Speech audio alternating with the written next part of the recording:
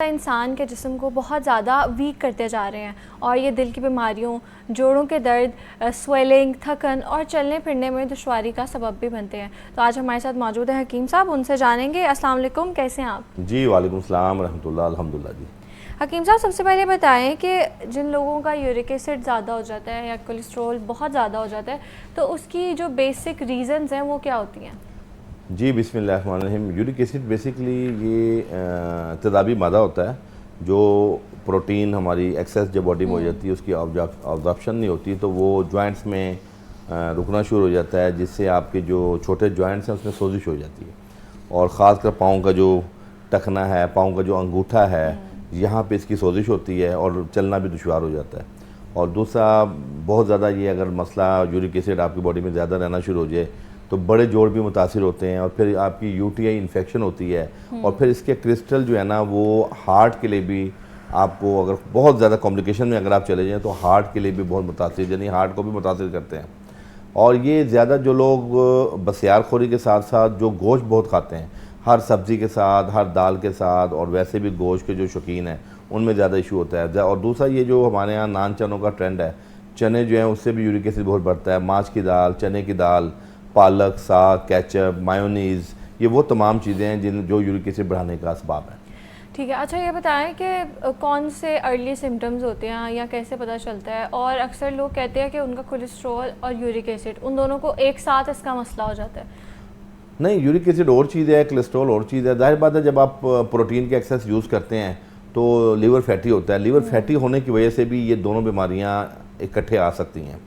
और कोलेस्ट्रॉल का और मामला है, कोलेस्ट्रॉल आपकी बॉडी के अंदर जो है ना चिकनाई है, और चिकनाई आप दूध की शक्ल में भी ले सकते हैं, चिकनाई आप ऑयल की शक्ल में भी लेते हैं, bakery, fast food, junk food की शक्ल में भी बॉडी में चिकनाई जाती है। तो वो और एलिमेंट है, लेकिन यह कि वो खून का गाढ़ा होना और कोलेस्ट्रॉल का बढ़ना उसकी सिम्टम और है। मिसाल के तौर पे जो यूरिक एसिड की सिम्टम है ना, उसके अंदर आपके जो जोड़ है ना, आपके जोड़ में सोजिश होगी, आपके जोड़ों में दर्द हो जाएगा, सुबह जब आप उठेंगे आपकी ग्रिप में फ़र्क पड़ेगा, आपके चलने में फ़र्क पड़ेगा। और बाज़ बार यूरिक एसिड आपकी गर्दन में बार बार बल आ रहा है, गर्दन का कोई पट्टा खींच रहा है, या आपकी कोहनी में दर्द है, तो ये भी क्रॉनिक जिन लोगों को यूरिक एसिड रहता है उनके अंदर ये दर्दें निकल आती हैं। और जो कोलेस्ट्रॉल है उसके अंदर नमनेस होता है, यानी जब आपका खून गाढ़ा होता है ना तो आपके हाथ पाँव सुन्न होना शुरू हो जाते हैं। और कोलेस्ट्रॉल के अंदर दूसरा मसला ये होता है, ब्लॉटिंग होती है, खाना हजम नहीं होता। और तीसरा मसला कोलेस्ट्रॉल का ये होता है कि आपका ब्लड प्रेशर ज़्यादा रहना शुरू हो जाता है। जब आपको पता है बुलंद फिशार खून की एक मेजर वजह जो है वो कोलेस्ट्रॉल है। खून गाढ़ा होता है, जब खून गाढ़ा होता है यानी उसमें गुर्दों में अगर क्रेटिनिन यूरिया ज़्यादा हो फिर भी ब्लड प्रेशर बढ़ता है, कोलेस्ट्रॉल ज़्यादा हो, लिपिड्स लेवल डिस्टर्ब हो तभी आपका कोलेस्ट्रॉल बढ़ता है। इसी तरह खाने पीने में बेहतियाती हो, कॉन्स्टिपेशन हो, कंट्रैक्शन हो, सर्वाइकल की इशूज़ हो, यानी बहुत सी रीज़न है ब्लड प्रेशर बढ़ने की। लेकिन जो सबसे मेजर वजह है ब्लड प्रेशर बढ़ने की वो कोलेस्ट्रॉल है। और कोलेस्ट्रॉल जो है ना, हमारा ज़्यादातर लोगों को, आप अच्छी ग़िज़ा खा रहे हैं लेकिन उस ग़िज़ा को, उस कैलोरीज़ को आप बर्न नहीं कर रहे, यानी आपकी लाइफस्टाइल सेडेंट्री है, आप खाते हैं और वहीं बैठ जाते हैं, आप सैर नहीं कर रहे, आप वॉक नहीं कर रहे, और दूसरा आप हिफ़्ज़ान सेहत के असूल के ऐन मुताबिक अपनी ग़िज़ा को नहीं ले रहे। मिसाल के तौर पर 3 पोर्शन में खाना खाने का हुक्म है। एक हिस्सा ग़िज़ा का होना चाहिए, एक हिस्सा पानी का होना चाहिए, और एक हिस्सा हवा का होना चाहिए।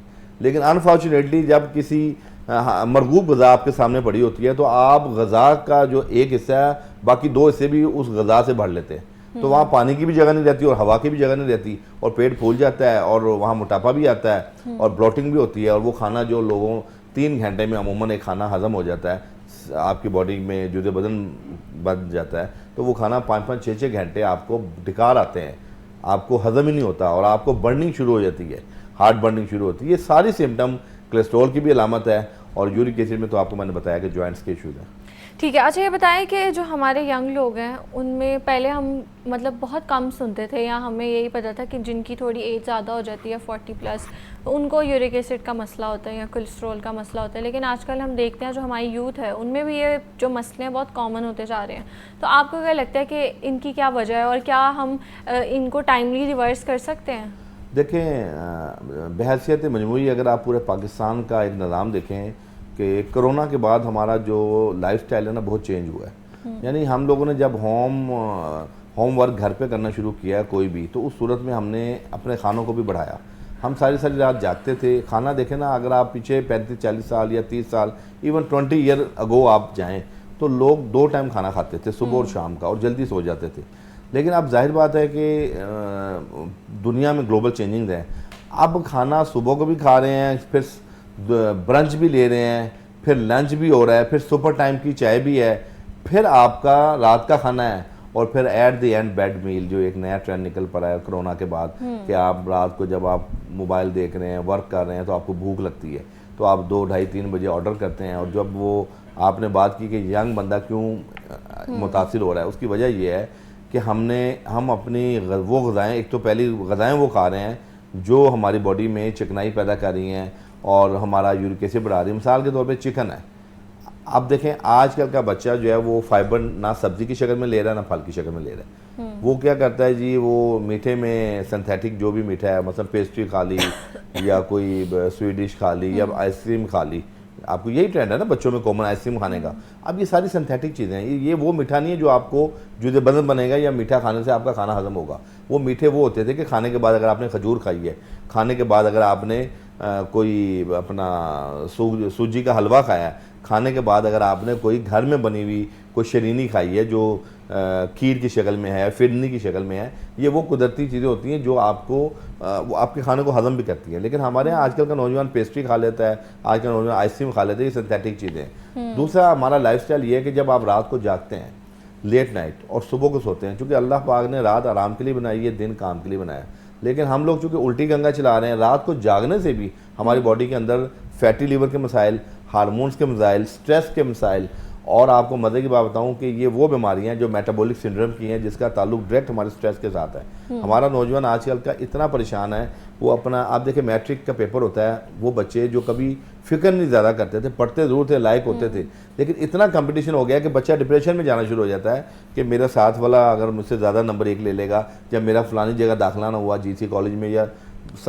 किसी भी जगह, वो इस चीज़ का इतना डिप्रेशन लेता है कि वो बीमार हो जाता है। तो हमारे यहाँ बच्चों के अंदर अब वो सलाहियत भी नहीं रही कि बच्चा किसी चीज़ को खंदा पेशानी के साथ कबूल कर सके, और उसके असाब इतने कमज़ोर हैं कि उसकी क़ुव्वत बर्दाश्त कमज़ोर हो गई है।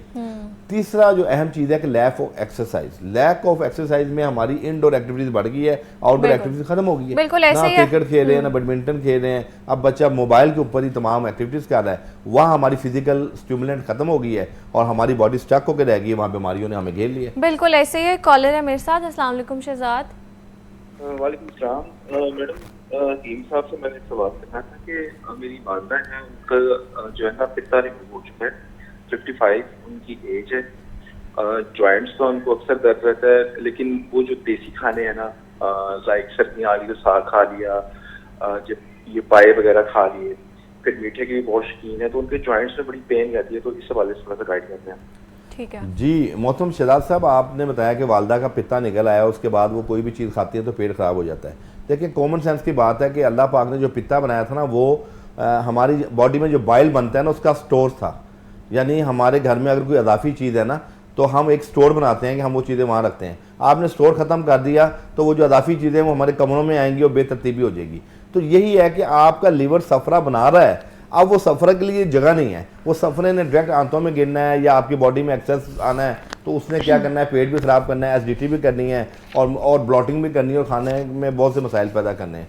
आपकी वालदा को ये चाहिए कि चूँकि आप ऑपरेट करवा चुकी हैं वो पित्ते का, एक कहवा मैं आपको बताता हूँ कि वो कहवा हर खाने के आधे पौने घंटे के बाद वो पी लिया करें, 2 टाइम पी लिया करें, तो अल्लाह की रहमत से ताहयात जो गाल ब्लैडर का फंक्शन था वो कंपनसेट इंशाल्लाह हो जाएगा। मिसाल के तौर पे 1-2 कप जो है ना वो पानी ले लें और उसमें 10 पत्ते पुदीने के डाल लें और 1/4 चम्मच सौंफ डाल लें और एक बिल्कुल आधे इंच का टुकड़ा जो है ना अदरक का ले लें और 1 या 2 छोटी इलायचियाँ डाल के ये कहवा पी लें। उसमें आप शक्कर डाल लें और थोड़ा सा लेमन जो है ना एंड पे उसको आधा लेमन का टुकड़ा निचोड़ लें।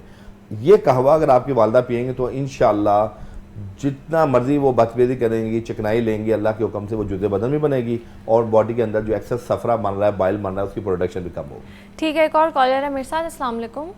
जी जी जी जी अस्सलाम वालेकुम। जी सवाल कीजिए।